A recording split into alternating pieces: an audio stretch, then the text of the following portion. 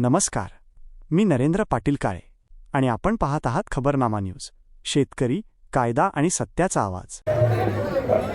नमामि सद्गुरुं शांतं सच्चिदानंद विग्रहं पूर्ण ब्रह्मपरानंदमी शमालंदी वल्लभम. गेल्या वर्षीपासून आपला हा सुरू झालेला श्री क्षेत्र नेवासा ते श्री क्षेत्र पंढरपूर असा ग्रंथराज श्री ज्ञानेश्वरी आषाढी पालखी सोहळा आणि गेल्या वर्षी ज्ञानोबरायांच्या कृपेनं हा घाट चढून जात असताना या घाटाचं नाव ज्ञानेश्वरी घाट असावं अशी कल्पना मनामध्ये आली आणि ती बोलून दाखवली. आपल्या सर्व मीडियाच्या बांधवांनी त्याला प्रसिद्धी दिली आणि वारकऱ्यांनी देखील अतिशय कौतुक या गोष्टीचं केलं.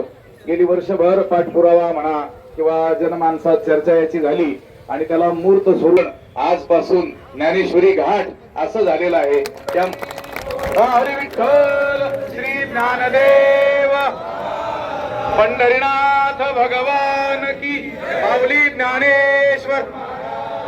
त्यामुळं तुकाराम महाराज गुरुवर्य ज्ञानेश्वरी घाटाचं या ठिकाणी नामकरण होत आहे.